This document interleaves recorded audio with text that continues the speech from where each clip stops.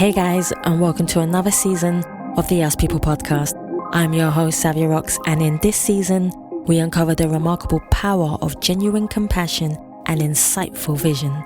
This season, we're here to show the world that we, as individuals, are the brand, regardless of misconceptions. Join us as we go deep into the inspiring journeys of our guests, each one a testament to the impact and influence of kindness and creativity. Don't just take my word for it. Hear their stories, feel their passion, and discover the transformative potential within us all. So stay tuned as we shine a light on the truths that connects us and inspires change. Hi, I am Dr. Rhonda Glover Reese. I'm a retired FBI special agent with 34 years of federal law enforcement experience. And what I'm doing now, I'm a certified career coach. I focus on law enforcement in my coaching because I believe law enforcement could benefit from coaching. But I just want you to know that you are definitely going to enjoy listening to the Us People podcast with Savia Rocks. Hey guys, and welcome to another episode of the Us People podcast. I'm your host, Savia Rocks, and today I am humbled to have Dr. Rhonda Glover Reese here with me. She is an FBI retired certificated coach and for law enforcement as well. Dr. Rhonda, I want to thank you so much for taking your time to come on the Us People podcast. How are you? I am super. Thank you for having me. I'm just so excited to be here.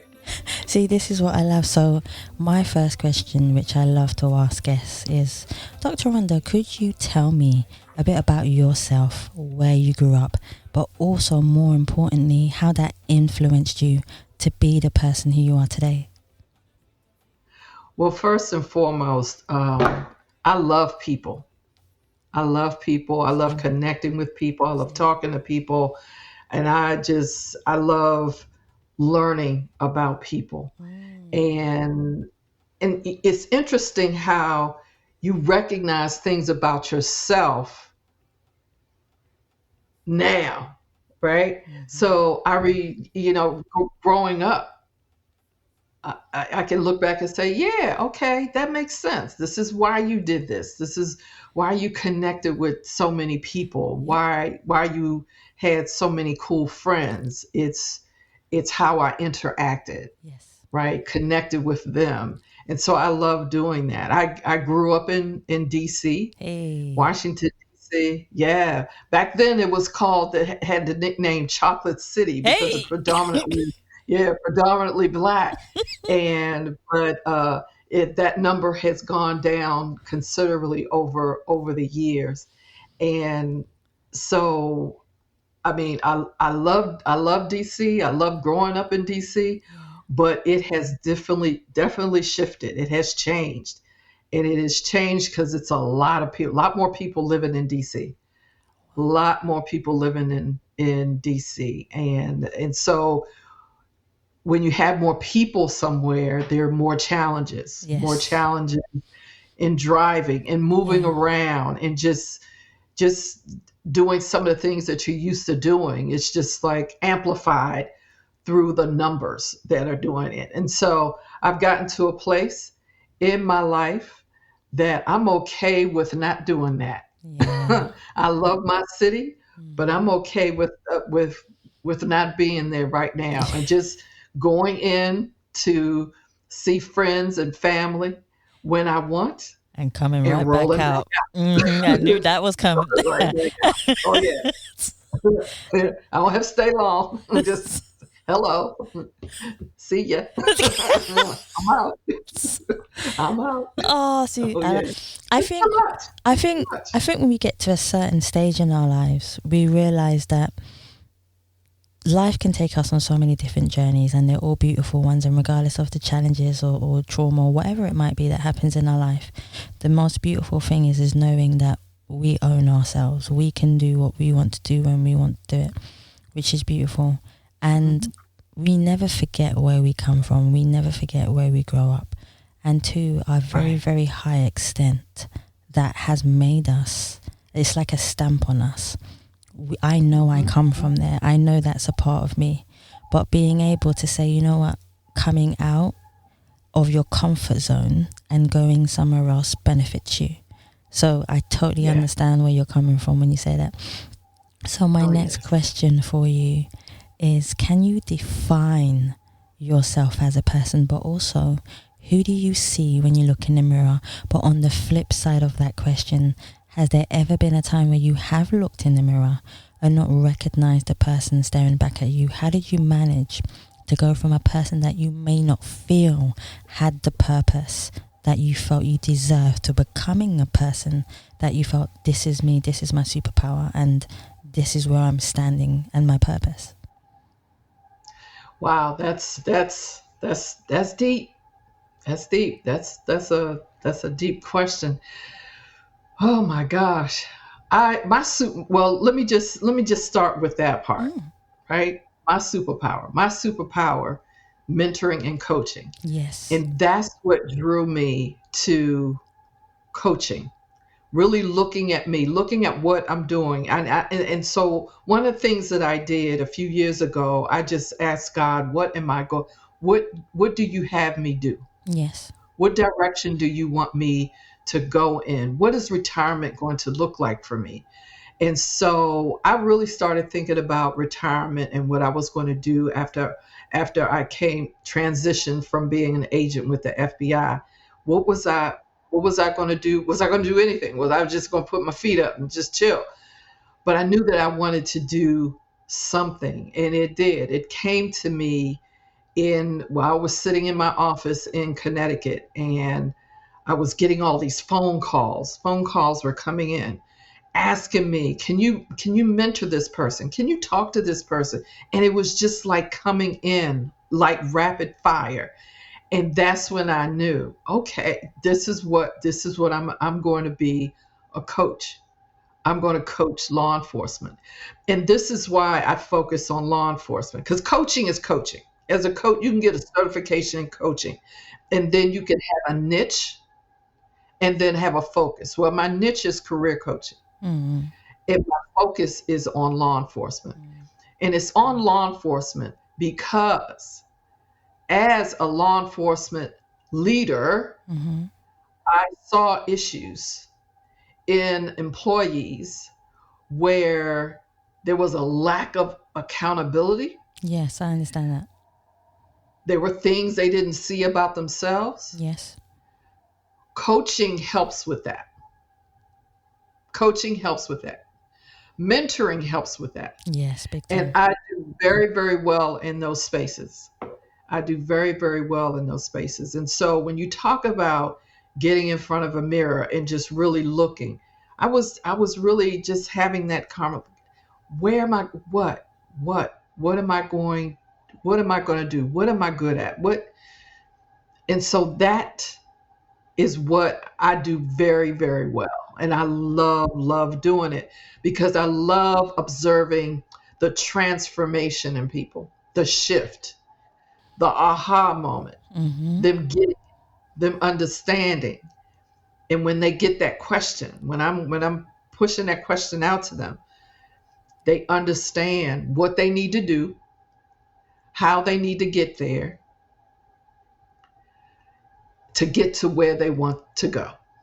Right?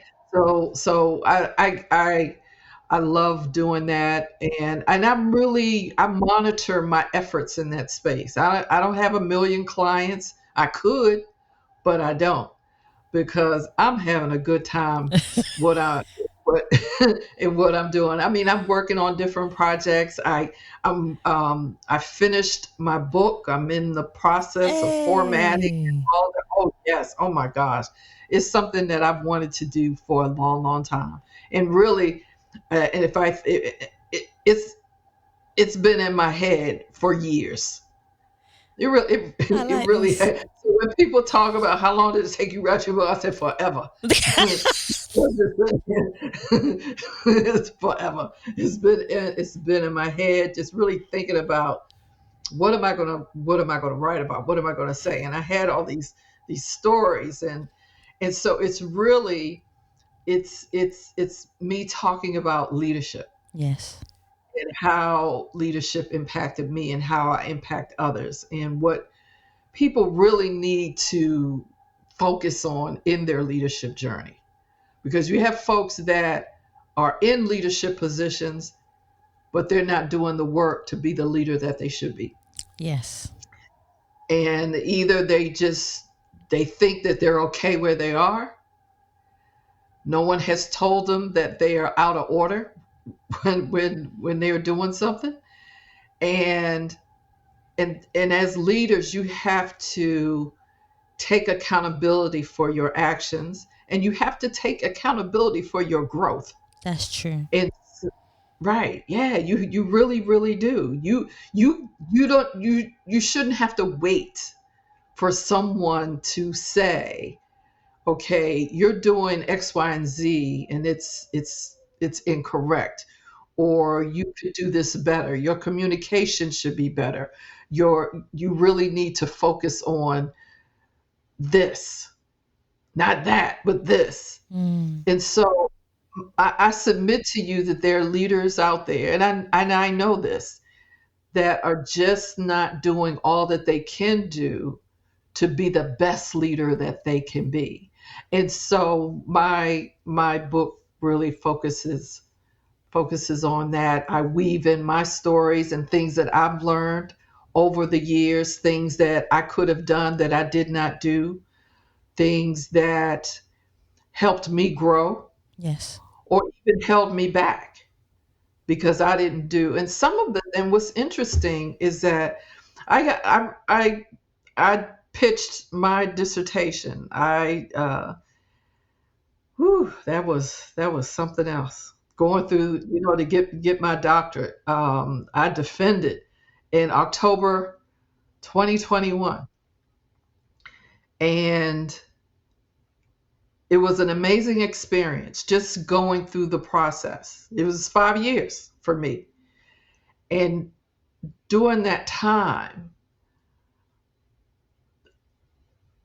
in pulling out my themes and doing all the research and doing all the interviews and really writing my dissertation, I learned that I wish that I had the information that I gleaned. I Yes. wish that I'd had it. And it really revealed to me there were things that I did not do that I should have done Yeah. that would have taken me higher in the FBI. And so my life's work is to tell the story, to tell everybody, to let them know that these are the things that you need to do. Because there are people that gatekeep, there are people that hold, there are people that don't share information. And and that's something that's just not what I'm all about. I'm telling it.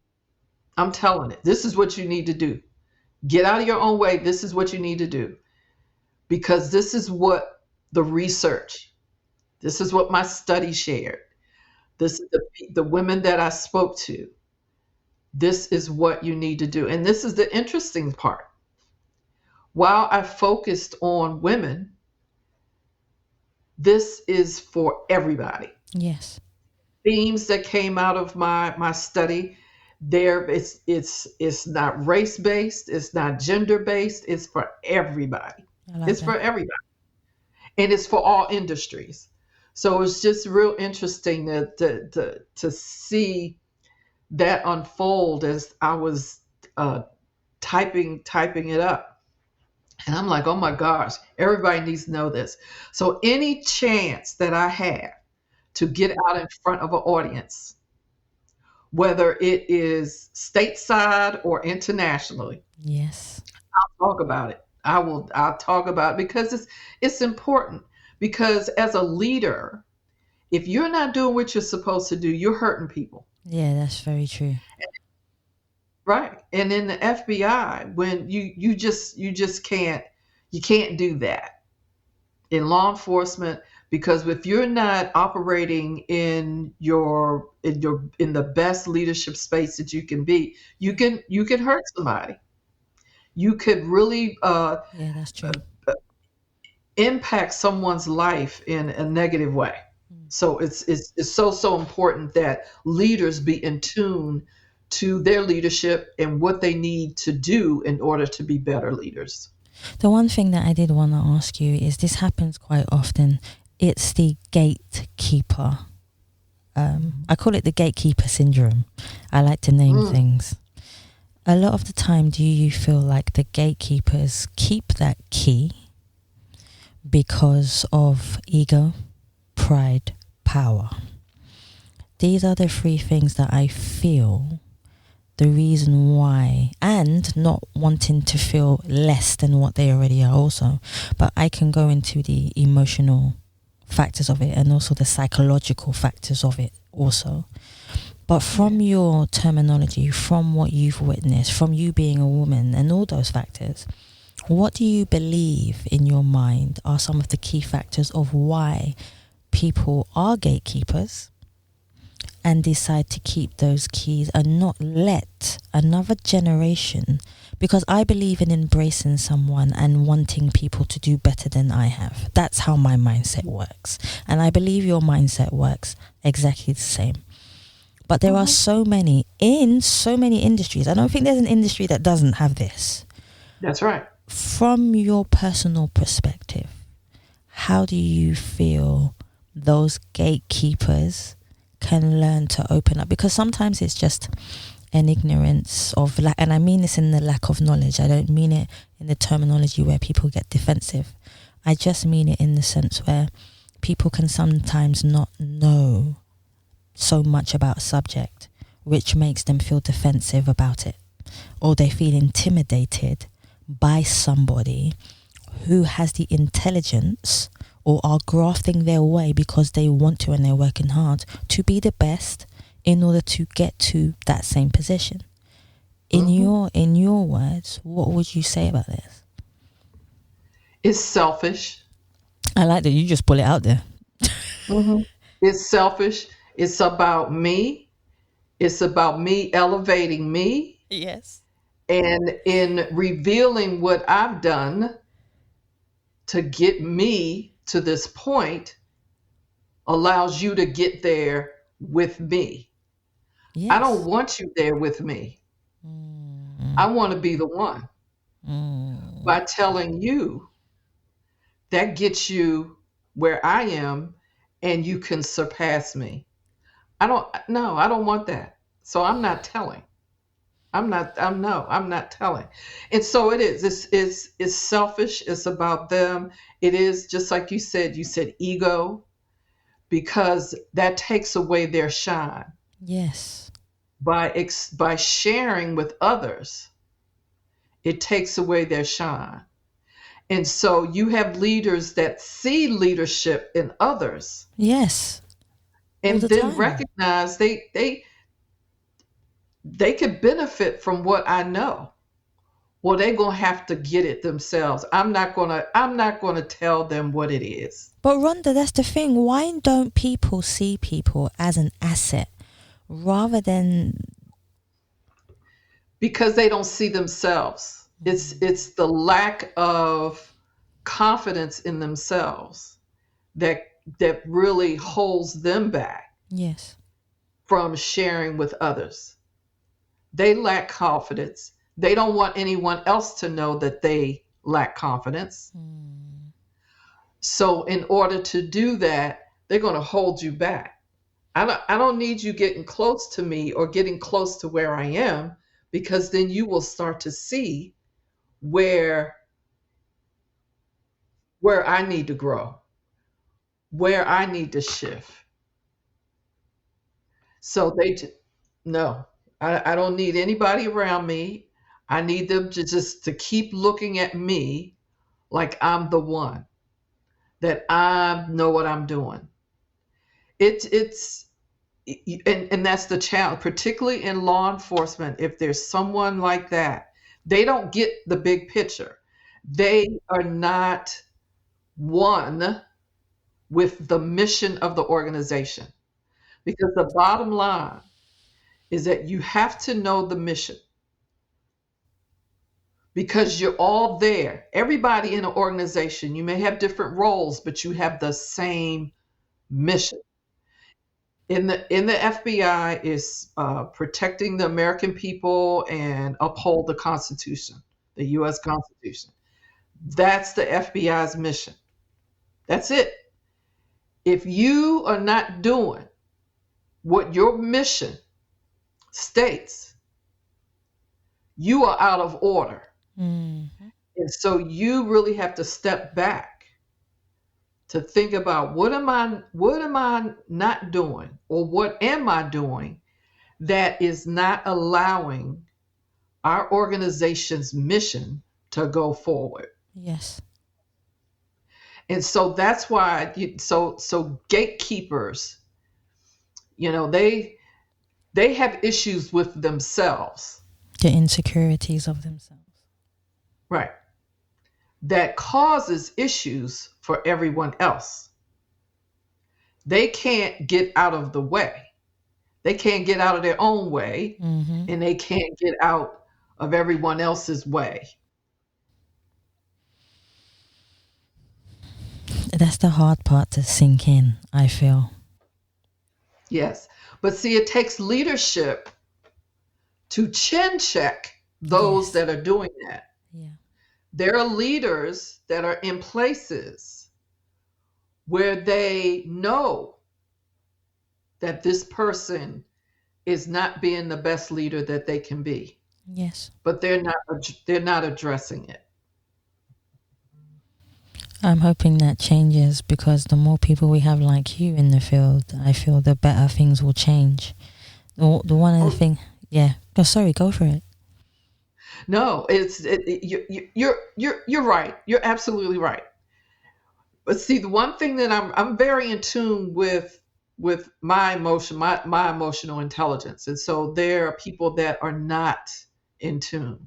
They don't know what it is, and so they don't understand why they feel a certain kind of way. They don't understand how people see them and what are they doing for people to respond the way that they do. So they're not doing the work to figure that out. And so, I mean, I had over 34 years in the FBI, Yes. and I learned a lot. I grew up in the FBI, and that really just hit when I was about to retire. That just really hit me. I'm like, oh my gosh, I grew up in this agency. I grew up in the agency. I mean, I went through life's experiences in the FBI.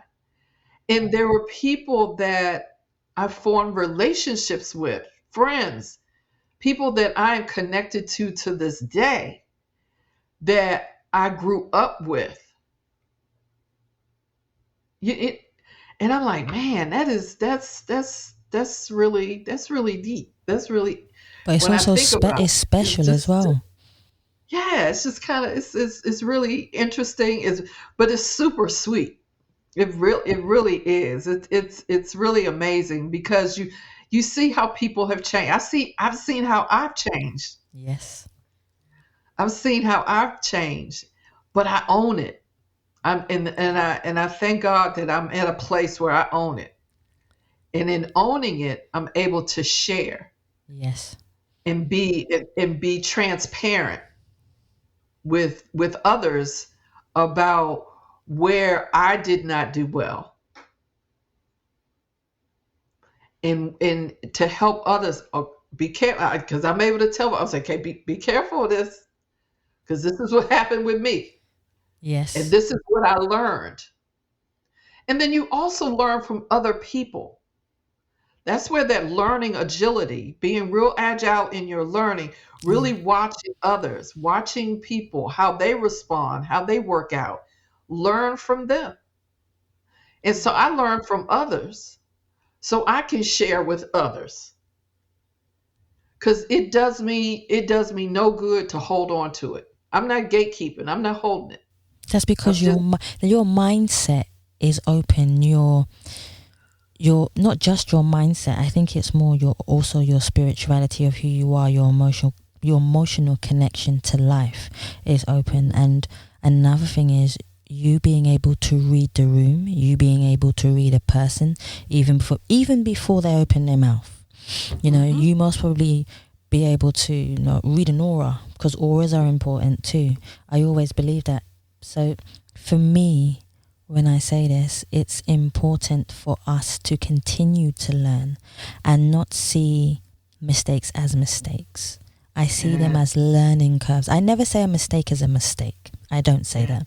I say it's a lesson, because I feel like when I say a mistake, I put a negative connotation on it. Whereas if I say I've learned something, I'm putting a positive stamp on it. So therefore, pushing that forward enables me, because what the words we say a lot about us. How we say those words also say a lot about us. So when we say negativity, it also affects us. When we say positivity, it affects us. So a lot of things in life depend on how we react to them and how we learn from them. And that's something that I've always embraced. And I think you do that naturally with people. And it's funny, because I feel throughout my whole life, I've just had people in law enforcement around me. But the one fundamental thing that they've always taught me is to read the room and to read the energy. And when you are a kind-hearted person with an open soul, it can be very hard, especially if you're an empath, to do that. That was good. Yes. So that's which kind of leads me on to my next question in a way is and I would love to know more about this, is how do you feel the FBI prepares agents for the psychological and emotional toll of high risk cases? Because some of the cases you'll never forget, which I'm sure you know, and you go through all the time. But how do you feel the FBI prepares, the structure of a team or an agent to be able to handle this? Well, I can really speak from my experience, and the FBI is incredible with training, with being in some things very repetitive and very intentional about preparing agents. The key thing is, with some of the training, just ensuring that people take advantage of it. Okay. Some of it is a lot of it is mandatory. Yes. But there are courses out there that you can sign up for. You put your name in the hat. And so everybody can't go to everything. Yeah. So it's incumbent upon those that do attend, bring back the knowledge. I remember going to a conference. This was years ago. And as part of me being approved to go, I had to write up some of the things that I learned. Yes. What other trends? What are other law enforcement agencies talking about? What are the challenges they're experiencing? I had to document all that and push it out for others to kind of take in. Yes. Because conferences, training costs money. Yes. So if you're sending someone out to a conference, where someone else is, they're putting it on, they're sponsoring it, someone else is coordinating. But the FBI training, the training that you receive as a new agent, that's stellar. That's some stellar training. Oh yeah, that's some good training. That's some good stuff right there. And so that's one thing that the Bureau is very, very good at. They're very good at training. There are people that are passionate about training. You have agents that are very passionate about training, and they know how to teach. They know the nuances of teaching. And so that's some good stuff right there. When you have someone that is passionate about making sure the people that are in front of them, that they're getting it, that they're understanding it, they appreciate that what you're teaching is going to help them on the street, Yes. is going to help them save their lives and save other people's lives. That's a great back and forth. That's a great relationship. That's some good stuff right there. But the FBI, mean, and this is why you have a lot of agencies that will come to the FBI Academy Yes. to take courses. You know, the FBI National Academy, that's an international that's an international academy right there. I mean, you have close to maybe like 250 law enforcement officers coming together from all over the world, and they're at Quantico for 10 weeks studying together, taking courses together, learning, just learning different things. And so in that space, those are your future leaders in law enforcement. They're already Yes. leaders where they are. But when you start talking about going higher, oh yeah, that's where everybody goes. That's where leadership goes, because they have top notch. It's top notch. It's top notch. I can't say any Yeah. more about it. This is good. This is good stuff. I'm grateful for what I learned at the FBI. I am. I'm very, very grateful. And it was my jumping off point, right?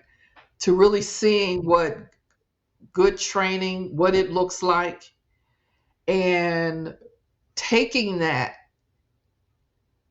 and being intentional about my own journey and looking at, okay, I saw this here. I want to grow more in this area, Yes. because because that's one thing you have to, it's not just the FBI doing it. There are other people that are doing it, but you can use that. I use that as a benchmark Okay. in really being mindful about, okay, what does he or she say about this? Is it the same? Is it different? And if it's different, why is it different? Mm. So you're able to really be, you know, really in the thick of things, in the Embrace learning. it. Yeah. Right. See, Hmm. this is why. How do you feel? I should say, how does the FBI embrace technology within its investigations? Because as time's gone by, obviously we're in the AI age now, where AI can do its own thing, and I've heard some stories. I even heard a story today which was quite funny, where they were doing a project. The project was basically, so the AI had to do a certain amount of different projects, and to complete them, like one was a mathematical one, it completed it, and then it was another one. So then it made an algorithm to the AI to be able to shut itself down. The AI responded and flipped it round. So it says, no, I'm not coming off. You're going to keep me on. Yes, I heard about this today. It was Jesse who told me. And then it went through the person's emails, found out that the person was having an affair, and blackmailed. The AI blackmailed the person and said, if you do not do this, I will expose you. So the AI could stay up running. And I thought, and it's on the news and everything. And I was listening to it, and I said, that's how fast AI is learning without us as human beings even realizing. That's why I wanted to ask you the question of, for example, how do you feel technology plays a significant part in investigations in the FBI? Well, technology plays an incredible part. It's a crucial part. Yeah. The challenge is getting that technology there. Yeah. Yep. Technology is expensive. Well, I know. And so the FBI, when I mean, the key thing is that the FBI has incredible investigators. And so they know. And when I was there, I mean, you do a lot with a little. You might bellyache about it. You might get all twisted about it, but then you come back. You come back to center and you're like, okay, well, what can we do? Yes. That's the even though you may not have all the technology that you want to have, because technology, in some respects, it makes things easier for you Yeah. to get the job done. But if you don't have it, you still have to get the job done. That's true. So you can't rely on it 100%. You have to use what you have. Yes. And so that's what the Bureau has done over the years, because if it doesn't fit in the budget, the Bureau's not going to get it. Yes. That is true. Because I've seen throughout the years that I was there, and how the Bureau was going through a shift, how it was really getting in tune with having the intranet as opposed to the internet, Yeah, having that's so its true. own intranet and watching that evolve, which was really good. But just thinking about the transition, I mean, I started with the FBI way before you were even born. So I'm talking 19. I joined the FBI in 1984. Wow, I was one.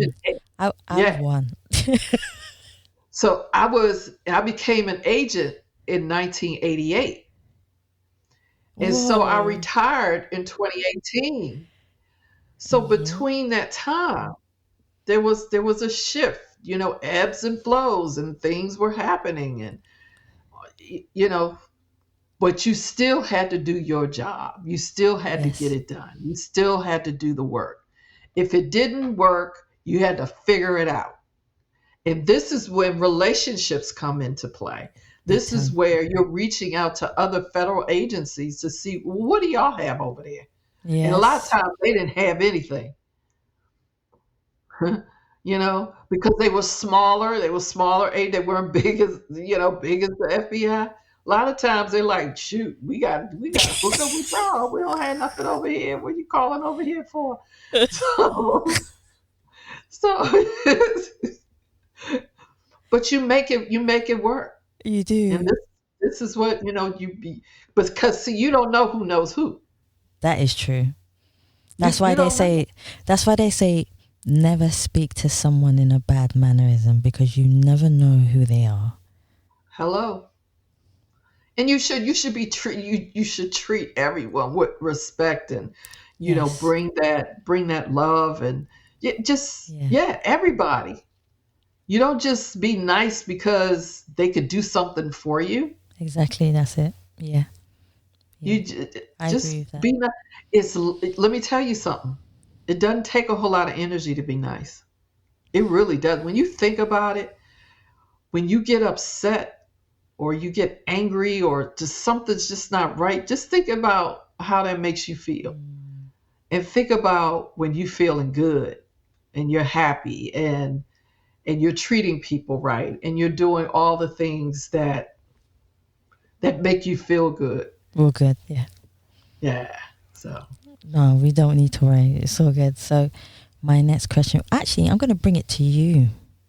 So I would love to know how you break down your superpower of what you do. I know we spoke about this in the beginning, but there's something special to this. I would love to know your strategies of how you believe you bring your energy to people to train them and coach them in your way, because everybody's way is unique and significant. How do you believe that you do the things that you do in order to help people? Do you have a structured way? Do you go in emotionally? How do you structurally prepare yourself? The way I prepare myself with my coaching is getting to know that person as Yes, I much like as I that. can and really be intentional about the questions that I ask, because that's what coaching is all about. Having the right questions to get The right them answers. to think about what's going on. And so I do that very well. I do. Look, you know how folks are reluctant to say what they do well, what they don't. They Yes, don't. No, mm-mm, no. That's my superpower. I like that. I love it. I love helping people. I love meeting people where they are to understand where they are and help them get out of their own way. I'm your girl. Yeah, I like that. I like that. See, I like that. That makes so much sense to me. So, what is the best advice you have ever received? And I know we go through different times in our lives where people come in and tell us things. So, they might not be one thing that's just significant to you. But if there was one thing that you can just pinpoint and say, Savia, this is the one thing advice I got and I carry it with me, what would it be and why? Invest. Invest in you. Yes, I And love that. let me tell you why. You are worth it. I like that. You are worth it. People will talk about, oh, it costs too much money to do this, it costs that. Well, you go out there and buy them shoes. Yes. You go out there and you buy that suit and you buy that car. Yes. You can invest in you. That is so true. Mm-mm, no. Mm-mm, no. Invest in you. If I was to take the word judgment out of the dictionary, and the reason why I say this is because throughout our lives, and I'm sure you've been through this too, we often get judged based upon how we look, who we are, because we're women. There's so many different factors. It doesn't matter who we are, we've all been through it. Mm-hmm. If I was to take the word judgment out of the dictionary and I said, Dr. Rhonda, what would you do differently with your life knowing that the word judgment is not there anymore? What would you have done differently? Ooh, wow. I probably would have left, transition to another field office sooner, Oh, or transition to another position sooner. yes. Let me clarify. Okay. Typically, when we're trying to promote, you're going up, right? Yes. You're going up.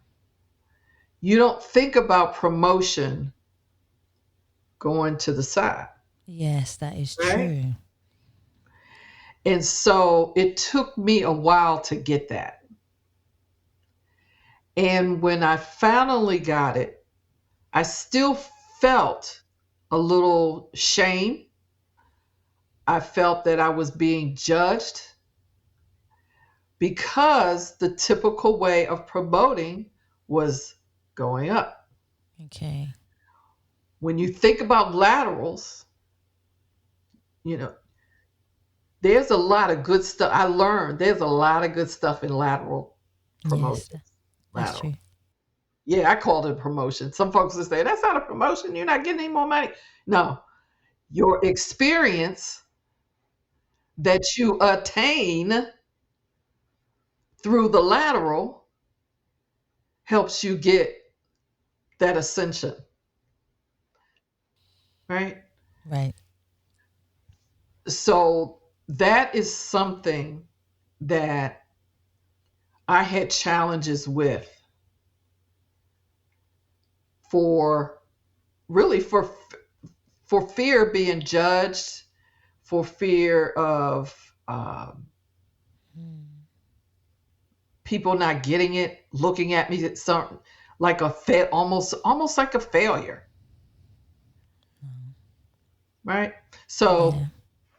but I got out of my way on that, and I'm grateful that I did. That's one. Two, I learned that there were things that I had not been doing Yeah. that kept me from going higher, Okay. I understand that one. right? So while I was not able to go higher, it positioned me to help others go higher. Yeah. Which happens very often. And I'm okay with it because that's why I'm here. It's not about me, it's about helping others. And me helping others gives me it gives me joy. I like that. You know what? I'm going to ask you the next one because I feel it's in the great position to ask you. When was the last time that you felt totally at peace with yourself? Whew.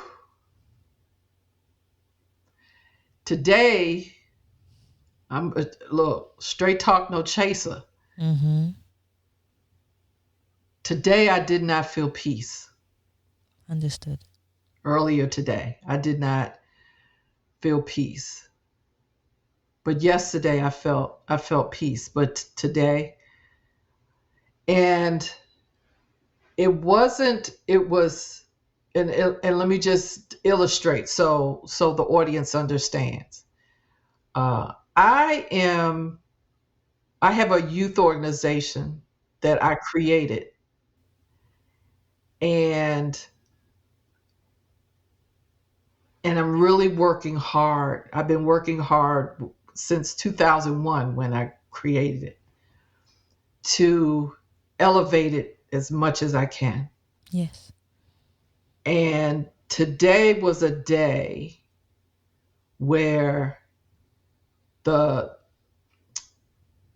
me making sure that the young people that participate in the conference, they get everything they need. It hit me that I know it's coming. Let me tell you something. I know it's coming, but it just kind of overwhelmed me that I have to make something has to happen. I don't know when it's going to happen. I don't know how it's going to happen, but I was a little uneasy.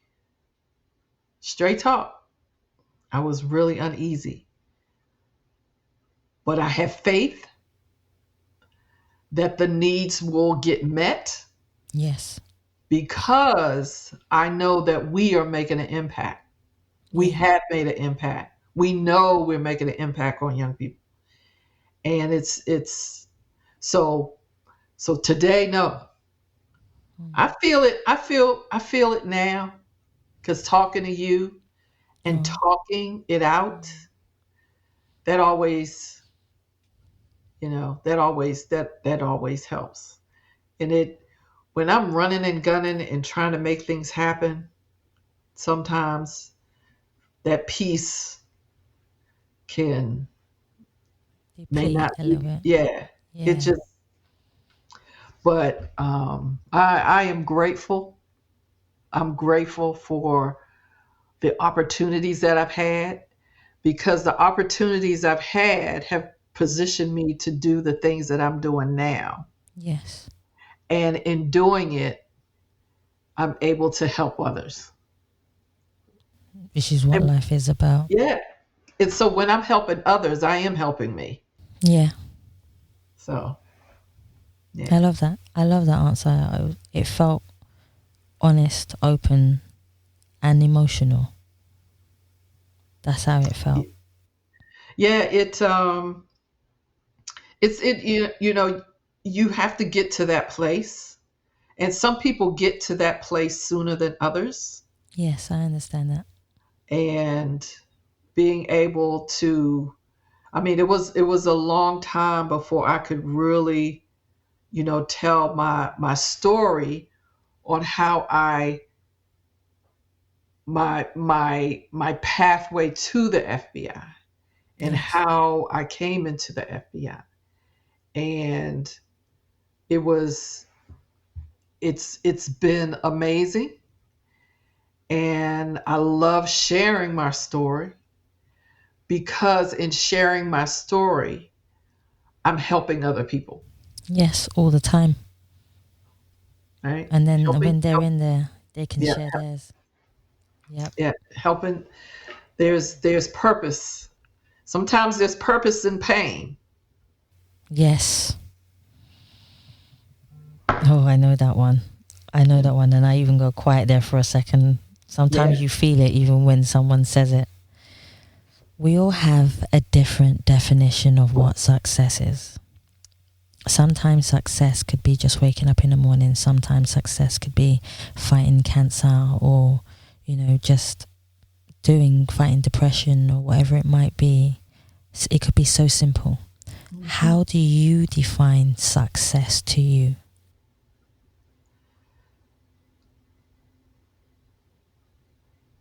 The shift in people. Because you're a people person. Hmm. Yeah. When I Yeah. see that shift, when I see that transformation, whoo, I think about where they were and where they are, and Yes. I mean, I see there are a lot of people in law enforcement that I've seen shift, and they're going higher, and they're going to make an impact, and they're going I like to, that. yeah. And I'm very proud of the people that I've connected with, worked with, and I'm proud of the things they're doing. I'm proud of the work that they're doing to get beyond where they are now. And I'm just excited to see their shift and to see how they grow and the impact they're going to be making on the officers that they're working with. I like that. So I've only got two more questions for you. But my second to last question, I can speak to you all day, to be quite fair. But I my know, second, seriously. right? But my second to last question is, I've seen people use this word, but they've used it in past tense, which is the word legacy. So many people feel like legacy is when you've passed, and the information or what you have done physically has been left behind. I believe, in just my opinion, that legacy is an everyday occurrence in what you say, how you touch people, how you help them. Even if you just sit there and listen, it's still part of a legacy. Mhm. What does legacy mean to you, and how do you feel you use legacy to impact people? How I use my legacy is through the work I do with young people. I Yes. recognize that there are young people out there that are lost. They don't have the direction that they need to have. They don't have the access, and that's why I created this youth program that I birthed in October 2001, and it is Yes. flourishing. It's growing, and it's amazing because of the impact that has really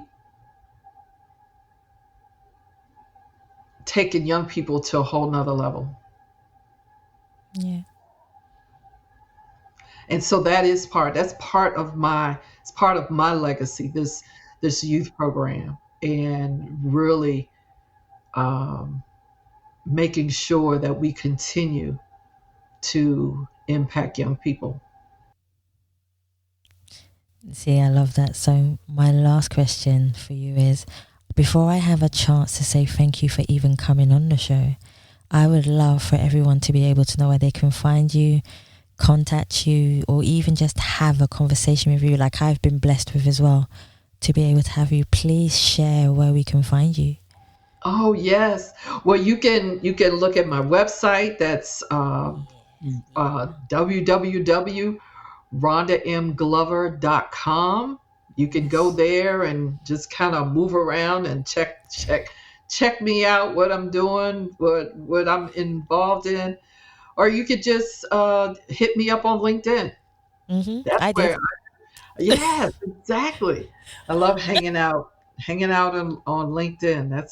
That's where I am. So that, and you can also contact me through my website. You can reach out to me there, and I'll get back to you. She does, actually. She really does. See? Mhm. Oh See, I yeah, love this. yeah. That's right. I'll get back to you. Dr. Rhonda, I want to say thank you so much for taking your time to come on the Ask People podcast, but also show your kindness, your vulnerability, but also giving people the understanding to know no matter where you come from, no matter where you start, we all have a purpose in life and to own our superpower. So thank you so much for taking your time to come on the show. I appreciate you. Oh, thank you, sir. This has been a joy. It's awesome. And the cool Aw. thing is, folks, to your audience, you have a superpower. You just have to be intentional about really figuring out what that is and Yes. hone it. Hone it. Work on it. And you too will make that impact. See, and that's the perfect ending, to be fair.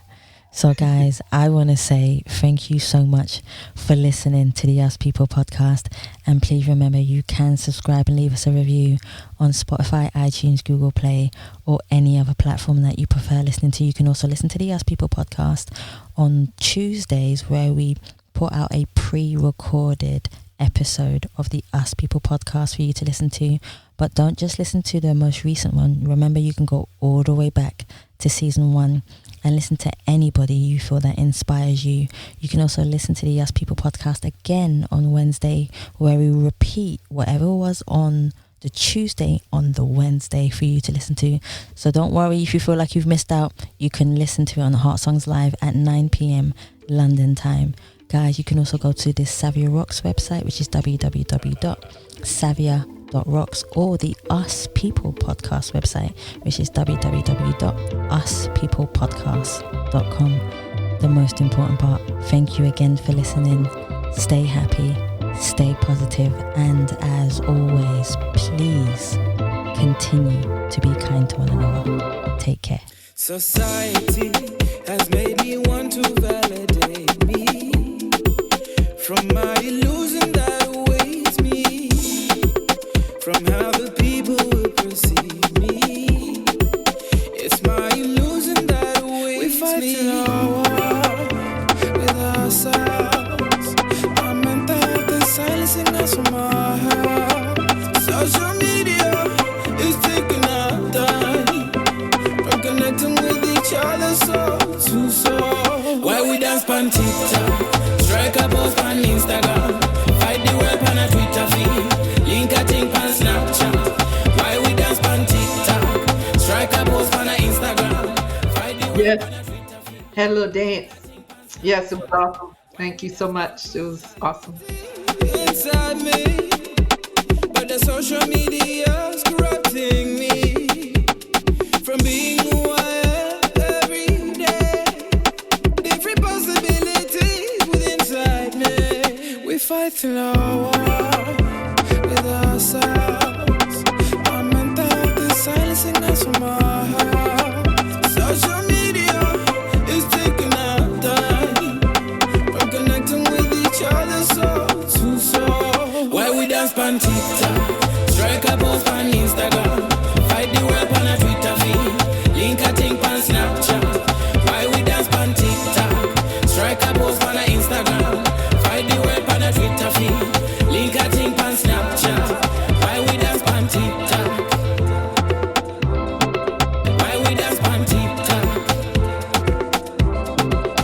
Why we dance on TikTok? Why we dance on TikTok? Why we dance on TikTok?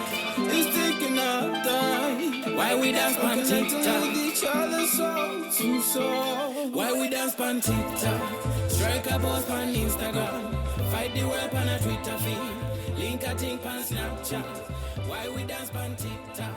Strike a post on Instagram. Fight the web on a Twitter feed. Link a thing